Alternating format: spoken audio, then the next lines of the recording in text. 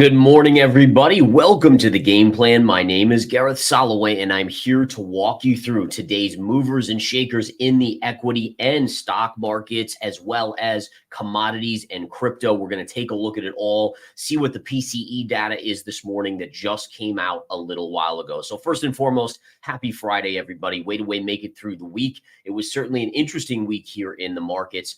We will get into it now. Let's first cover the PCE data that just came out. So if we flip over to that, guys, we can see that the PCE data did come out basically in line with expectations. Month over month came in at 0.2%. That was expectations. PCE year over year at 2.5%, which again was approximately what expectations were. Now, going into this number, the markets were rallying higher. This was yesterday after hours, going till 8 o'clock, 8 p.m. Eastern time.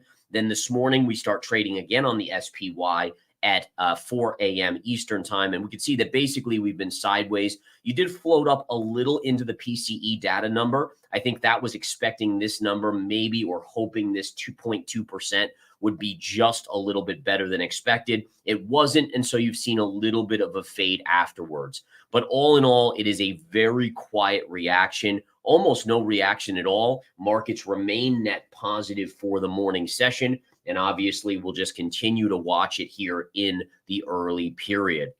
All right. So one of the things I wanted to go over, guys, I wanted to re-go over this chart on the S&P daily chart, looking back and comparing 2007. The reason why this is important to me, folks, is because it looks to me more and more like the S&P may want to make a new all-time high briefly and repeat 07, right? So if we look at 07 and compare it to 2024, the current period, it's almost identical. Look at this. I mean, literally we can draw this here. Look at this up move and then down move, 6% correction. In 07, up move, 6% correction, right?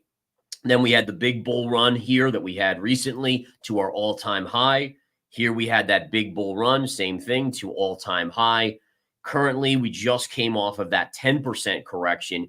In 07, we had an 11% correction from peak to trough. We then shot back up in 07 like this, and obviously we've shot back up here recently. So again, what we can see is that the charts are replicating that 07 period. And what we know about 07 here, folks, is that if we just drag this here, what did we see? We saw the markets actually put in a brief new all-time high by just a little bit, right? I mean, again, what percentage was this? I didn't even do that yet, but I'm just curious here. If we take that high, it looks like we went above by about 1.3%. So 1.3% to a new high in 2007. And then you guys know the history. I'm sure even if you didn't trade back then, we all know what happened in 07, 08, and into 09, a 66% drop in the stock market. Now, again, if this follows suit, what we should see here is a move to an all-time high, a little bit of a push, which we know what will happen, right? So when, number one, you have a lot of stops for shorts that have been placed right at the high here. So if you break that high, it'll stop out a lot of the bears. It'll also galvanize the bulls. Right. So again, it galvanizes the bulls, gets all the bulls on board, decimates the bears, which then enables that next big down move to come in. Now, again, it won't go straight down like this. I mean, you're going to get a little sideways chop, a bounce, and multiple moves, just like over here, right? If we go over here, it didn't go straight down, right? There were bounces along the way, but it was the beginning of a bigger drop. And if I zoom out, this is that same area on the chart right here that we were just talking about. And then you could see what ended up happening after that, with us bottoming out at basically 666, which I still remember that to this very day because I was trading back then, and I still remember the low on the S&P right here was like 666. It was very freaky in that respect, but that's the way the markets work. Sometimes they have a funny sense of humor in that field. All right. So just wanted to kind of go over that in terms of a potential move on the S&P. I did also want to point out that if we go to the Bitcoin chart here and we go to the daily, this would be a technical replication of the 2021 high. And the reason why I bring this up to your attention is that this is very, very common in charts, right? So this pattern is unbelievably common. And remember, I mean, this is the top I called when I was literally in Dubai at the one of the big Bitcoin conferences, and I was the most unpopular guy in the room because I said, guys, I think we're going to collapse back to 20,000. And well, we know what happened after that 69 high right up here. But my point of showing this is that look at the pattern formation. You have the up move, there's your correction, there's your big push up, then you have your big drop, then you move back up, make a new all-time high, which again stops out the bears that had stops right here. It galvanizes the bulls. They call you crazy if you're calling for a correction because there's new all-time highs. They tell you it's going to 100,000. And then what ends up happening? Well, we know what ended up happening. All the way back down to 15,000 and change. And so again, the point of this is that markets tend to do this. The market always wants to make the most people look foolish, right? It's got an amazing ability, almost like it's a live entity where the market, whatever market it is, crypto, stocks, commodities, it wants to push the maximum people into making the wrong decision. So by making a new all-time high in 2007, after that initial 11% drop, we saw bears get stopped out because it was a new all-time high. We saw the bulls go in even harder on the bullish side. And then what happened? The market collapsed. So it got the bears out, the shorts, it got the bulls in, and then it just took all their money as well. It's just the way the markets are. It's why, again, trading is so tricky and investing is so tricky because it plays on your emotions. Now, a lot of people will, they'll blame, oh, that's institutions gaming and stuff like that. To be honest, it's not. It's honestly, weirdly enough, human psychology. When you put all of our minds, millions, hundreds of millions of investors together, we kind of shoot ourselves in the foot a lot. We tend to get overly emotional, right? So, the market is always looking for a way to, and investors do this to themselves. When you get the maximum people on the long side, who is left to buy? That's the question, right? So, I mean, just think about it logically, right? You have 10 investors. Let's do this. All right. So as the markets are going up, there's 5 investors in. As it goes up, there's 6 investors. Then it goes a little higher. It coaxes in another person on the bullish side. Then it finally 8, right? And so you're getting more and more bulls on board, which leaves less and less. There's only 2 people left to buy at this point. All right. So then you get the pullback and then it pushes up to new all-time highs. And once it hits new all-time highs, those shorts get stopped out. And then those last 2 people say, you know what, this market just seems like it'll never go down. And so we're going to go into it. And once you have 10 in the market, who left is to buy? And so all it takes now is a little bit of selling and there's no buyers to kind of cushion the market at that point, and it comes down. All right. In any case, let's get back into the charts here, guys. There are some market movers this morning. Let's take a look. Mongo DB, MDB, is a big mover this morning. If we take a look at the intraday chart here, and let me bring up the current action. Look at this, guys. What a move. Yesterday, we closed on Mongo around 246. It's at 2. It just kissed 296. That's basically a 20% move up. Now, in terms of a technical level, this is the level I'm watching, guys, and this is a huge level. There's a major gap fill right here at 310. All right, so listen, it's already at 296 from 246. So what's to say it can't go up another $14? If it does push up there, that would be my potential short level number 1. If it pushes through, look at this. This is a beautiful level right here at 324.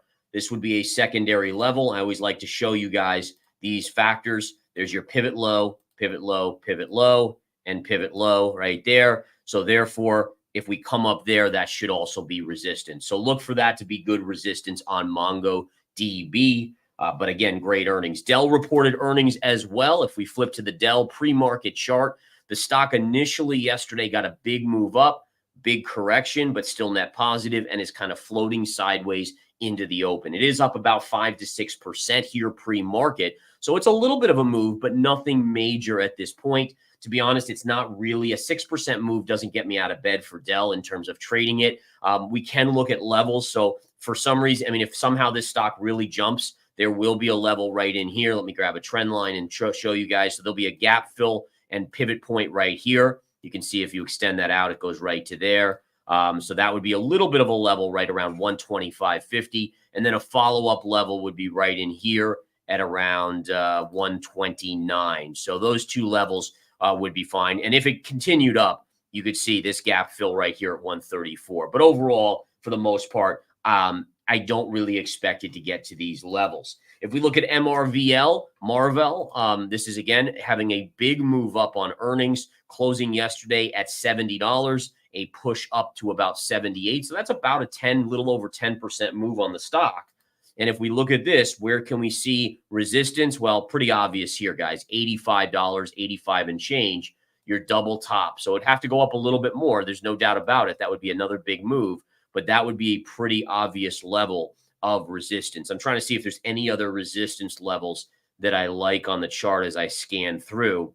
But yeah, I'm not seeing a whole lot here that would get me excited aside from this one. This would be a pretty solid risk reward, extremely extended with, again, a major double top there to kind of reject price on.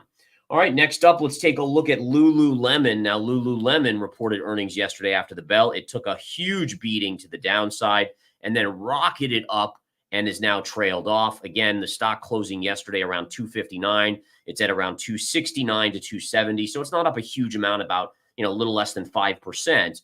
But nonetheless, if we look at a level here, if it continues up, where would I like a potential short? First level here, look at this level right here. What I love about this is that you have this pivot low right there, but then you also have this high here. So see how it establishes itself as being a major level. You have your pivot low, then it also, notice how it gets below and can't get it, but it hits on that level over and over again. So therefore, if price comes up here, you would assume a rejection right here at around 294 or so. So listen, I mean, that's quite a ways higher, but Lululemon is a wild mover. There's no doubt about it. So I'll keep that on my radar.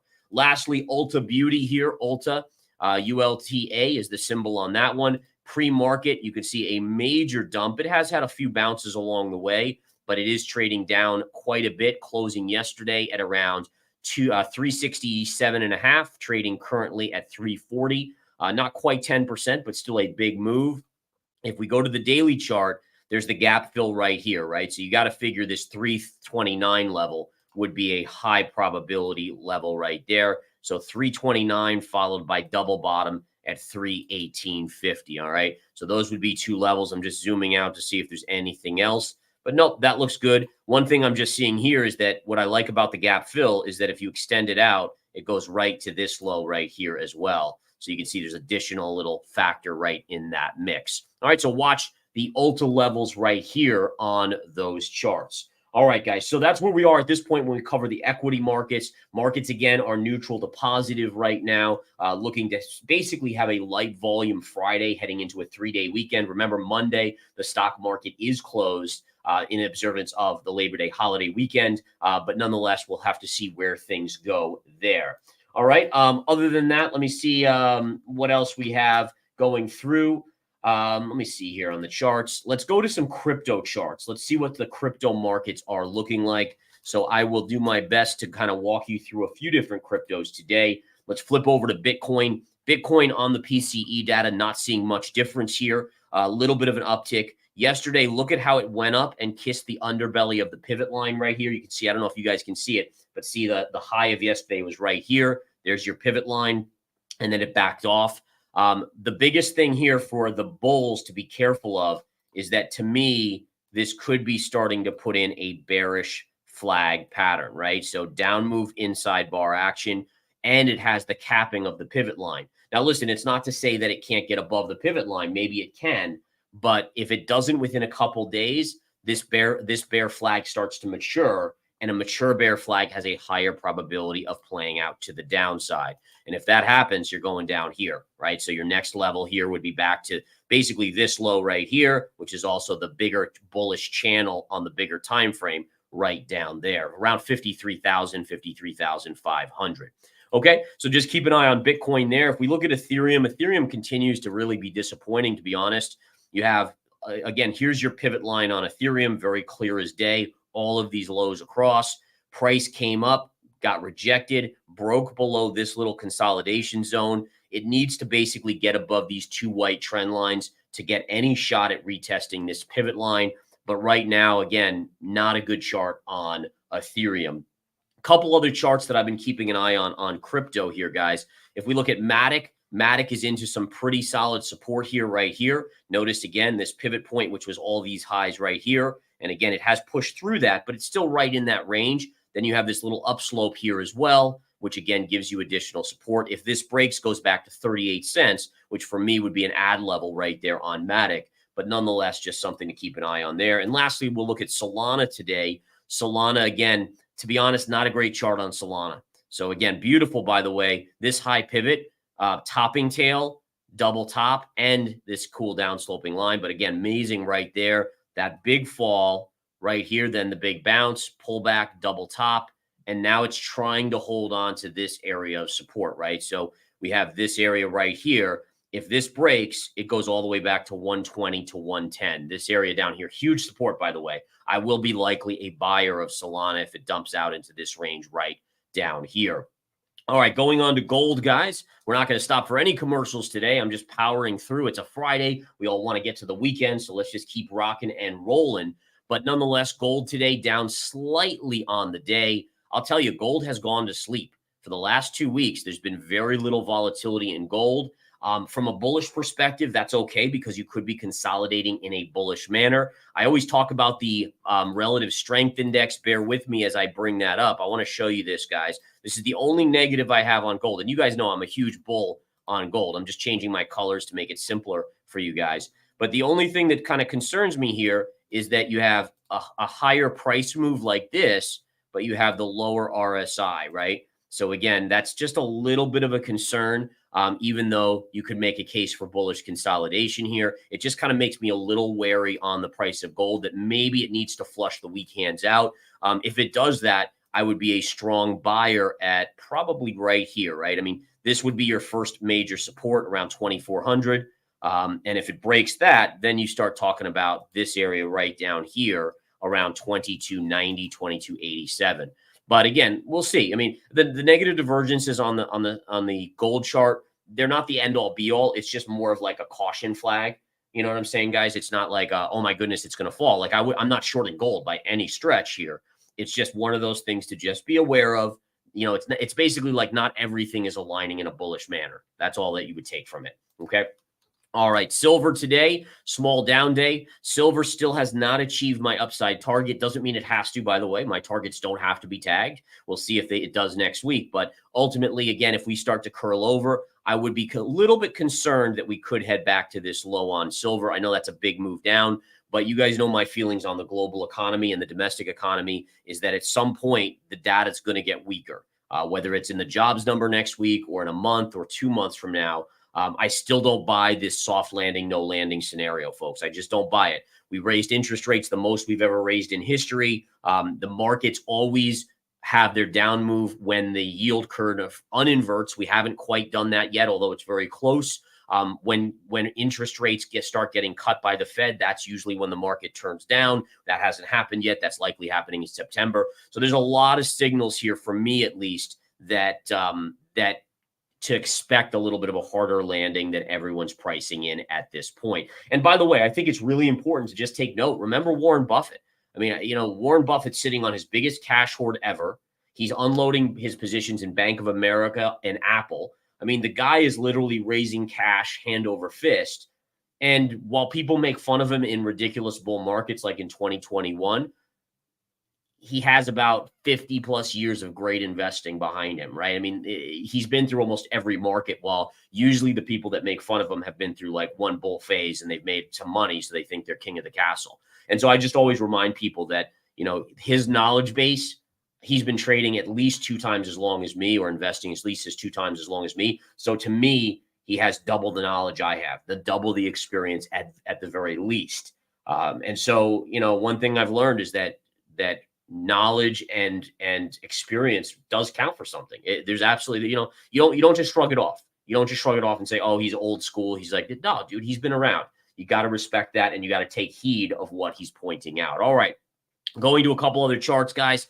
Let's look at copper real quick here. Copper is hovering just below major resistance. You got your support line down here. But again, look at the drop in copper. And that's not a market. That's not an economy that's about ready to roar, by the way, to see this downtrend on copper. Okay, so just something to keep an eye on that. And same thing with nickel, by the way. Nickel, another key industrial metal. You can see, look at the drop on nickel here. Huge drop. It's trying to base here, but ultimately we'll have to see if it's able to do that.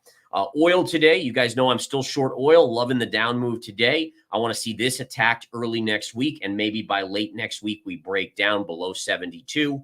But nonetheless, I remain short on oil. Bigger target on oil, my first target would be around $63 to $64 a barrel. That's a major pivot point. Look at this, going all the way back to 2021. Actually, check that. You can even extend it all the way back here. Wow, even back here. Look at that. Kept on bouncing there, broke down, then this became resistance, broke down, broke above, became support. Wow, that's just an incredible pivot line. So basically the pivot line is $64 to $63 per barrel. That will be support. We'll have to see if we bounce off of that. If we went straight into it, I would favor a bounce off that level. All right. Lastly, let's go quickly to natural gas here, folks. And on natural gas, we can see very clearly that natural gas has bounced a little bit, but it's basically stuck in purgatory. It's not into resistance. It's not into support down here. For me, this is a no touch. And again, as I always say to you guys, if you're a disciplined investor and trader, then most charts you look at are going to be no touch charts, meaning that there's no trade there. It's all you care about as a trader is finding that one or two out of every 100 that look like good setups. You find your levels, you put your orders out, you see if you get filled, you have a game plan essentially for that trade. Are you going to dollar cost average, or are you going to use a tight stop? Really, it's one or the other. And I'll just share this with you guys. But when you trade, you have two methods to go by. You can do the dollar cost average method, which is more of a swing trade method, or day trading method, but you have to understand it's a risky method. But nonetheless, that's what you can do. Generally, if you have good levels, you'll make money both ways. On the initial, you go all in at one spot, that's fine, but you need to have a very defined stop. So if it goes against you, you don't blow up your account. And these are different methods for trading, very unique methods. They both work if done correctly. And that's the key. And I generally favor the DCA method because I know that markets can be volatile and emotional. But nonetheless, it puts you in a position that sometimes on the rare occasion, that chart can really go against you significantly. But again, the key is to have that plan and go small on your initial ads to compensate for that. All right, guys. So it is Friday. I do have an announcement starting on Monday for the Apex Live Day Trading Room at 9 a.m. There will be a beginners AMA with Lawton. So Lawton will be doing an AMA. Ask me anything about the trading room. Again, it's going to be only for people that pick up the one-day pass, the weekly pass, or the monthly. And if they're new, they get to come in that 9 o'clock time frame and ask any question about how the trading room is run.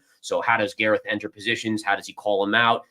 By the way, I give my exact entry, my exact exit prices, as do all the traders. But basically, any questions that you have, that will be your forum on a daily basis to ask them, because I want everyone. I mean, there's so much alpha in that room. There's so many profits to be had. I want everyone, even newbies coming in, to make sure you ask your questions, make sure you're ready to trade the day and make money. All right. Have a wonderful weekend, guys. You guys rock. Seriously, thank you so much for being members or being just supporting us here.